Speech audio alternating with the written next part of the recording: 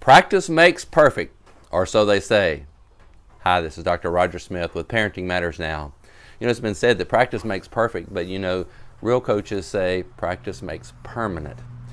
Today I'm out in my hay barn, which has not always been a hay barn. Many years ago, it actually was a half pipe barn when my son was a skateboarder, and he used to come out here to practice his tricks over and over and over again. He would practice those things to work out his body movements and to improve his competence in his skateboarding.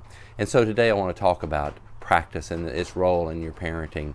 Today, in today's culture, people hire life coaches to help them with all sorts of things, everything from exercise to leadership and management, diet, and all kinds of things. Parents are the life coaches for their children.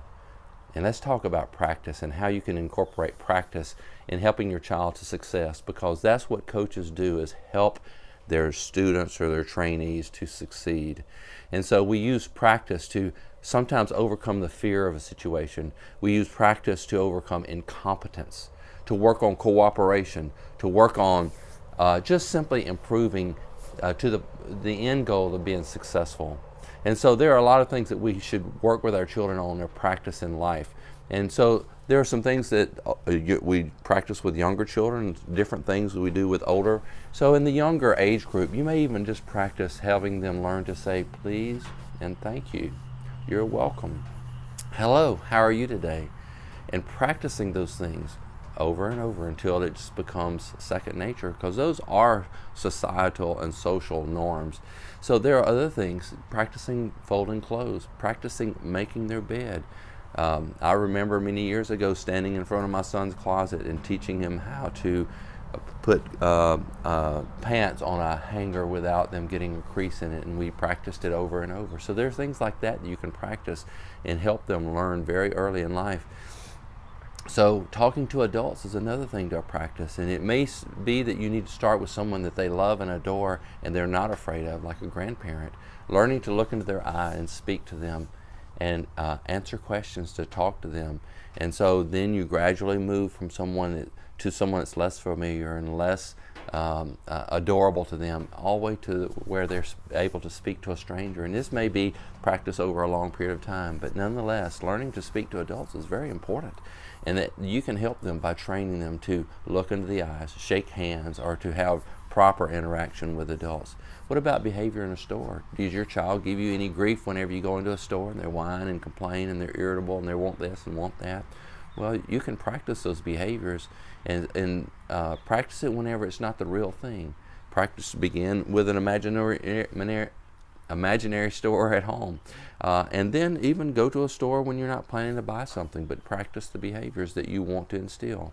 Older children, you may practice time management, but they do a lot of things that are totally new for them. What about things like going to a prom or having a first date? You can practice what their normal behavior is, how they're to interact with them, and train those things so that it's not, they're not trying to figure it out on their own. They're starting with some knowledge base. So we do that with driving. We don't send a driver out without some practice. What about things like the SAT and the ACT test? They are practice tests. They should take those before they go to take one of those tests that are for the permanent scores. Visiting leaders or important people. What's normal behavior? Practice those things before they're in those situations where they have to introduce themselves and have a professional behavior. So, involved in practice, you as the coach should review with them the situation, the setting, what the expectations are. Give them the information that they need, but then also train and practice, go over what to say, how to behave, how to look at someone. Those things are so important, and you can be a key to their success in life. So as they try and fail, see, failure is not final. Sometimes it feels like final, but when you're practicing and you know it's not for real, then it's okay to fail. And you just evaluate and say, okay, how can we do this better? And learn from that, adjust, make adjustments, and that's all with the end goal of being successful. You are the life coach for your child. practice with them for their success. This is Dr. Roger Smith with Parenting Matters Now.